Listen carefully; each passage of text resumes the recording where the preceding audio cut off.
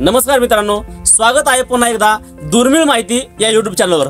मित्रांनो, आपल्याला माहितच आहे या चॅनलच्या माध्यमातून आपण महाराष्ट्रातील प्रसिद्ध असलेल्या, दुर्लक्षित, दुर्मिळ असलेल्या आणि महत्त्वाच्या असलेल्या तीर्थक्षेत्रांची माहिती आतापर्यंत आपण या माहिती साखळी किंवा चेन आपण या चॅनलवरती प्रसारित करत आहोत। आणि आजही आपण तशाच प्रकारचे एका महत्त्वाच्या देवस्थानाला भेट देणार आहोत।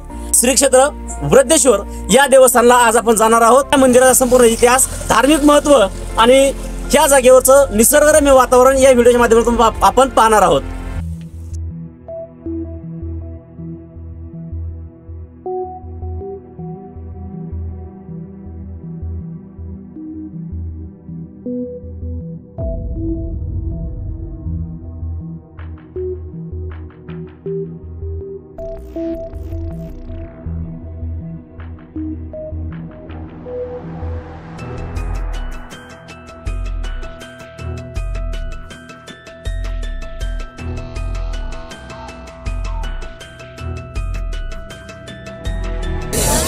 या छोट्याशा बाजारपेठेमधून प्रवेश करून आतमध्ये आल्यानंतर आपण माझ्या पाठीमागे पाहताय अतिशय सुंदर देखणं कोरीव असलेलं हे जे बांधकाम आहे हेच वृद्धेश्वराचं मूळ मंदिर असं सांगितलं जातं। ज्या वेळेस नवनाथांनी महायज्ञ केला त्यावेळेस यज्ञ करण्याची ही जागा होती। स्वर्गामधून देव अवतरित होऊन जो यज्ञ झाला तो यज्ञ याच ठिकाणी झालेला। आणि आता या मंदिराच्या आतमध्ये जाऊन आतलं सुंदर दृश्य आपण यातून बघणार आहोत।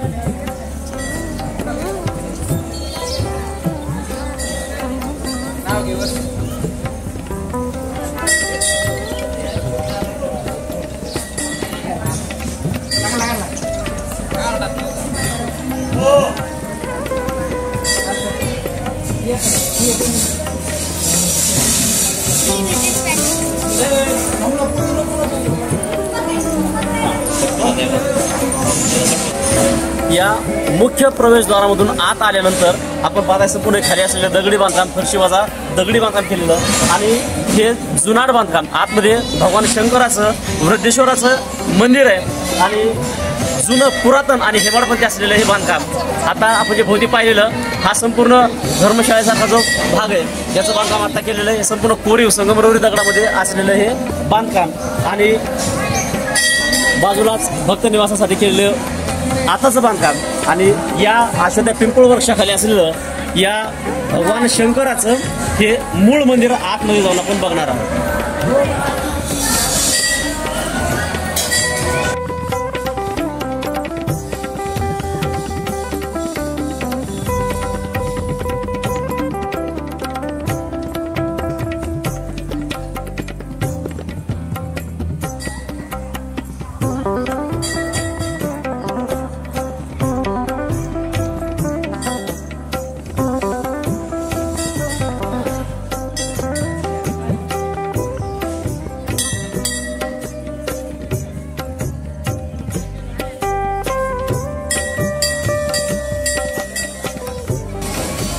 आता आपण पाहिलेल्या भगवान वृद्धेश्वराच्या मूळ मंदिराच्या समोर असलेलं हे नंदी महाराजांचं मंदिर। यामध्ये ज्या दोन मूर्ती आहेत, एक जुनी मूर्ती आणि एक अशा बसवलेली एक नवीन मूर्ती। नंदी महाराजांच्या दोन मूर्ती या मंदिराच्या समोरासमोर आपल्याला पाहायला मिळतात। दगडी सुंदर कोरीव असलेले हे बांधकाम हेमाडपंथी पद्धतीचं आणि संपूर्ण सुंदर अशा प्रकारचं कोरीव हे बांधकाम आणि या मंदिराच्या समोर असलेलं हे आपण बाजूला पाहताय हे मूळ वृद्धेश्वराचं देवस्थान। आज श्रावणी सोमवार, दुसऱ्या सोमवार निमित्त या जागेवर जमलेली ही विशेष गर्दी आपल्याला पाहायला मिळते।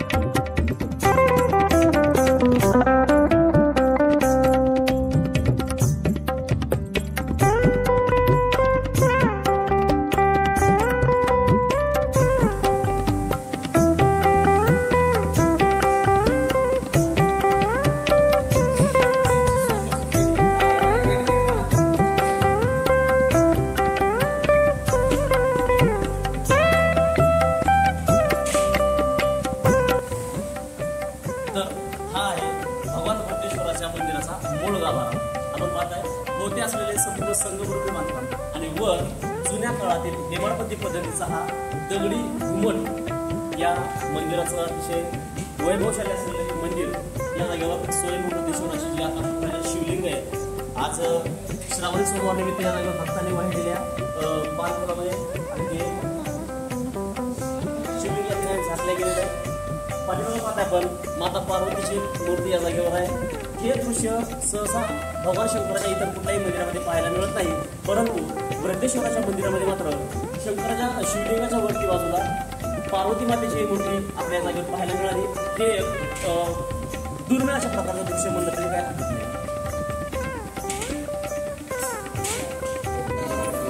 मूळ मंदिराच्या गाभाऱ्यातून बाहेर आल्यानंतर हा समोर दिसलेला हा जो हॉल आहे हा अगदी जुन्या पद्धतीचा हेमाडपंथी पद्धतीचं हे संपूर्ण बांधकाम खाली असलेलं संपूर्ण हे टाईल्स आणि मार्बलचं बांधकाम आणि वर असलेला दगडी घुमट हे अतिशय वैशिष्ट्यपूर्ण अशा प्रकारचं हे मंदिर आपल्याला या ठिकाणी पाहायला मिळते.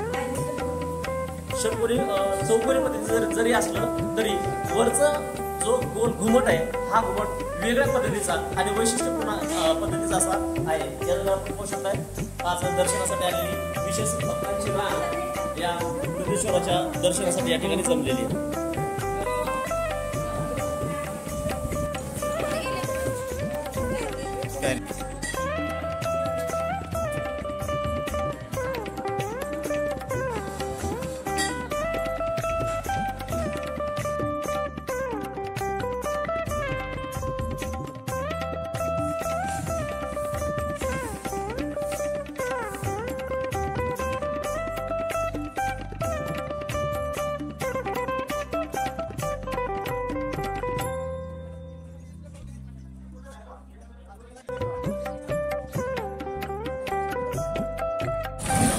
तर मित्रांनो, हे होतं अहिल्यानगर जिल्ह्यातील वृद्धेश्वर देवस्थान.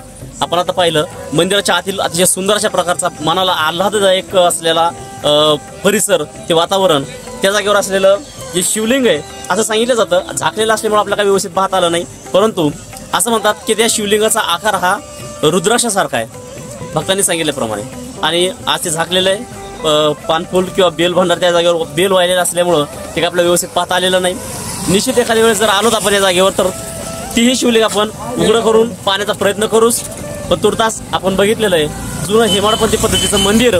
या जागेवर असलेली भाविकांची श्रद्धा आणि नवनाथ भक्तिसार या ग्रंथानुसार कथेत सांगितल्याप्रमाणे मच्छिंद्रनाथ आणि इतर नवनाथांनी जो महायज्ञ केला होता तो महायज्ञ याच परिसरात झालं अशी आख्यायिका सांगितली जाते.